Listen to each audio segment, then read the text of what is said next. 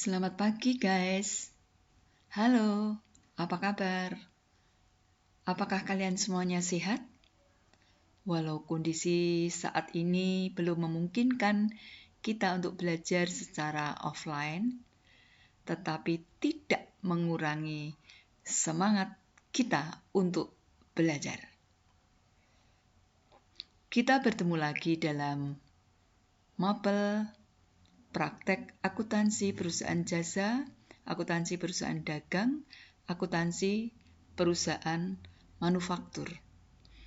Kalau kemarin kita sudah belajar laporan keuangan yang kedua, yaitu laporan perubahan modal, sekarang kita akan membahas laporan keuangan yang ketiga, yaitu laporan posisi keuangan atau neraca.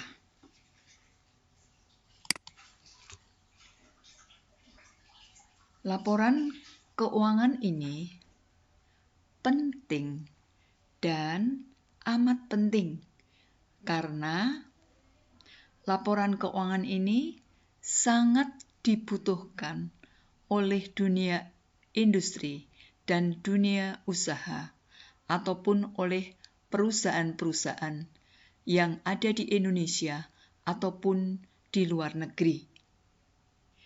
Dan materi ini akan sangat bermanfaat bagi kalian di kehidupan sehari-hari ataupun di kehidupan kalian yang akan datang. Mari kita perhatikan PPT berikut ini, yaitu menyangkut neraca atau laporan posisi keuangan. Kalian sudah siap? Mari kita perhatikan. Apa yang dimaksud dengan neraca? Neraca atau laporan posisi keuangan adalah bagian dari laporan keuangan yang menunjukkan keadaan keuangan atau posisi keuangan suatu perusahaan pada akhir periode. Beberapa waktu yang lalu Bu Budi sudah sampaikan kepada kalian bahwa laporan keuangan itu adalah outputnya akuntansi. Kalau outputnya akuntansi itu adalah laporan keuangan, berarti akuntansi itu juga membahas input, yaitu adanya transaksi, dan di sana ada bukti transaksi atau dokumen, dan dokumen itu perlu diproses, dibukukan, dan akhirnya ada output, yaitu laporan posisi keuangan. Itu adalah salah satunya. Dan disusun kapan? Pada akhir periode. Posisi keuangan terdiri dari jumlah aktiva dan jumlah kewajiban dan modal. Jadi, posisi keuangan atau neraca itu terdiri dari jumlah aktiva atau jumlah harta atau jumlah kekayaan perusahaan di satu sisi, dan di sisi lain itu adalah jumlah kewajiban atau utang dan jumlah modal yang dimiliki oleh perusahaan. Dalam penyusunan neraca harus diurutkan sesuai dengan tingkat likuiditasnya atau tingkat kelancarannya. Semakin liquid, semakin lancar, maka akan disusun dari atas ke bawah. Lah, bentuk dari neraca itu seperti apa? di sini ada dua hal yang akan kita bahas, yaitu bentuk stafel dan bentuk skontro. Mari kita perhatikan bersama. Bentuk yang pertama yaitu adalah stafel. Bentuk stafel itu disusun dari atas ke bawah. Sebelum kita membahas lebih lanjut, mari kita perhatikan di sini ada judul. Setiap kali kita mengerjakan atau membuat laporan apapun juga harus ada judul. Dan judul itu terdiri dari 3 aspek. Yang pertama, siapa yang membuat itu menyangkut nama perusahaan. Yang kedua, apa yang dibuat. Kalau di sini itu kita sampai pada neraca, berarti judul yang kedua adalah neraca apa yang dibuat. Dan yang ketiga, apa yang dibuat itu berarti menyangkut waktu, kapan dibuat. Berikutnya, dalam bentuk stafel ini disusun dari atas ke bawah. Berarti dari aktiva, kemudian utang, dan modal disusun dari atas ke bawah. Sekarang kita perhatikan dulu untuk aktiva. Terdiri dari aktiva lancar, tadi dikatakan semakin liquid atau semakin lancar disusun paling atas. Ini kas, berarti uang, itu sangat lancar, berarti dia ada di atas. Piutang.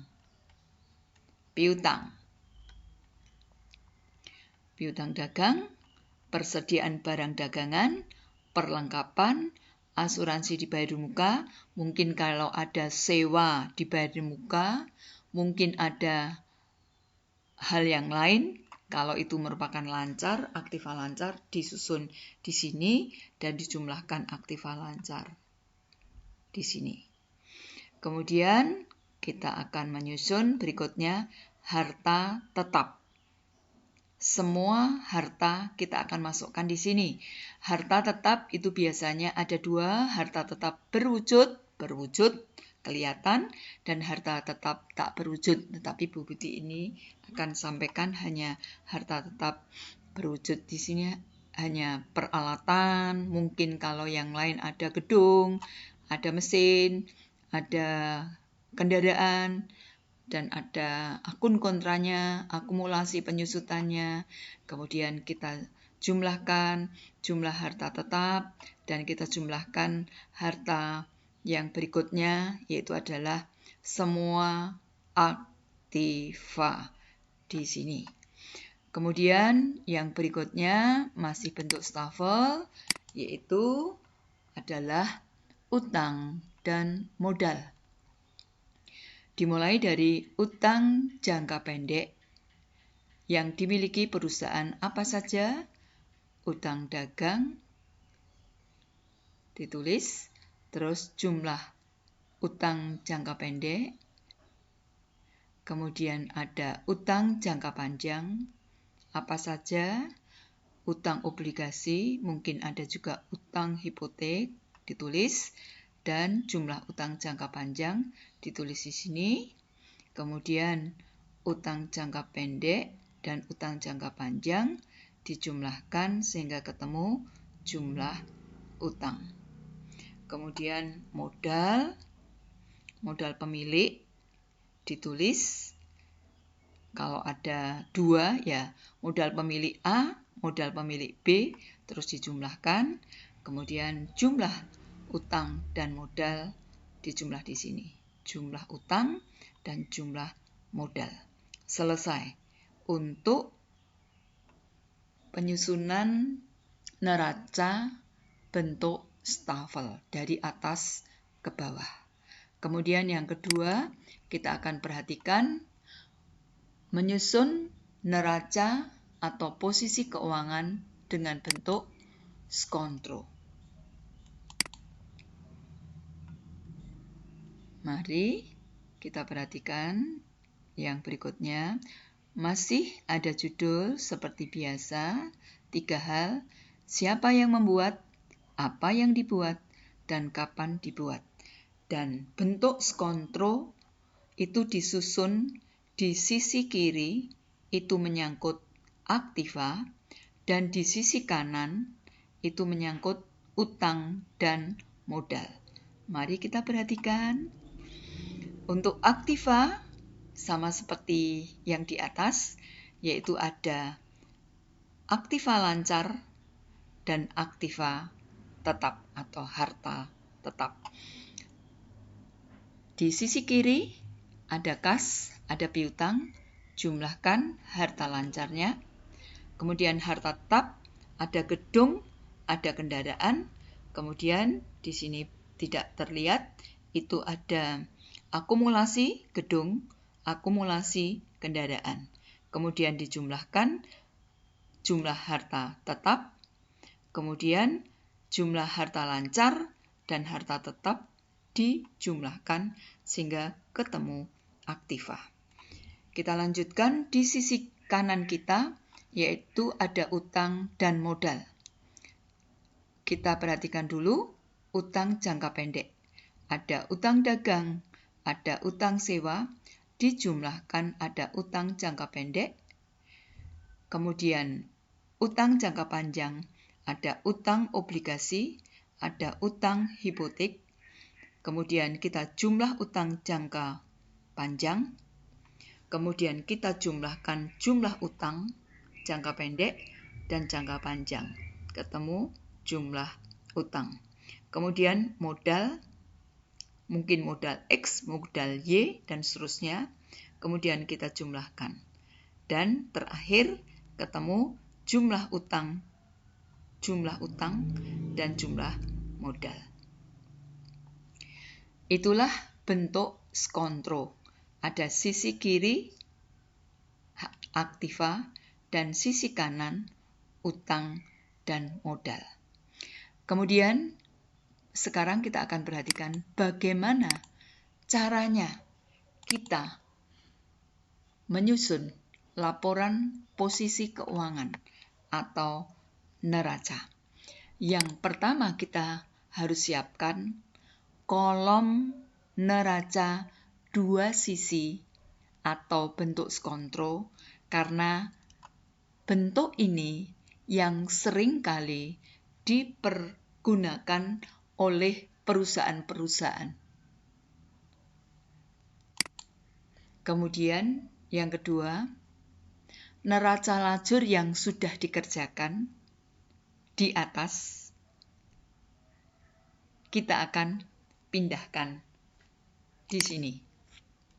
Kemudian yang ketiga, pindahkan jumlah-jumlah yang ada di neraca lajur yang sudah disiapkan, kolom neraca, paling pojok ya, sebelah debit, pindahkan ke debit di neraca sini, sesuai dengan akun-akun yang ada, dan yang sebelah kredit, pindahkan ke kredit sesuai akun-akunnya tanpa prive dan dividen. Karena akun prive atau akun dividen itu adalah akun nominal. Kalau kemarin kita sudah belajar di laporan keuangan yang pertama, itu adalah laporan laba rugi. Kemudian laba yang diperoleh perusahaan itu dipindahkan ke laporan yang kedua, yaitu laporan perubahan modal. Modalnya berubah karena adanya laba, dan modalnya berkurang karena adanya pengambilan prive atau adanya pembagian dividen. Sehingga di laporan perubahan modal itu modalnya sudah berubah. Tidak seperti yang ada di neraca lajur kolom neraca, tetapi modalnya adalah yang sudah tertera, tercantum di laporan perubahan modal. Jadi semuanya sama kecuali modal. Dan yang terakhir, kita akan jumlahkan neraca tersebut sebelah debit dan sebelah kredit. Harus sama. Kalau tidak sama jumlahnya, berarti apa yang kita pindahkan itu belum betul. Harus kita teliti ulang. Demikian anak-anak yang dapat Bu Budi terangkan. Apabila ada yang kurang jelas, dapat kalian tanyakan dalam pertemuan offline yang akan datang. Dan biarlah apa yang Bu Budi sampaikan ini dapat bermanfaat buat kalian semuanya. Kesimpulannya, untuk neraca itu adalah bagian dari laporan posisi keuangan yang dibuat oleh perusahaan di akhir periode. Dan ada dua bentuk stafel yang dibuat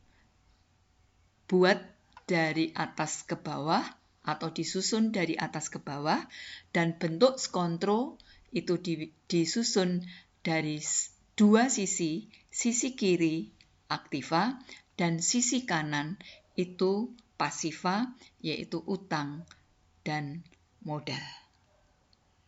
Kita sampai di sini dan kita akan ketemu di minggu yang akan datang. Kalian akan mengerjakan latihan laporan keuangan yang ketiga ini. Tetap semangat, jaga kesehatan, dan sampai minggu depan. Tuhan memberkati. Thank you.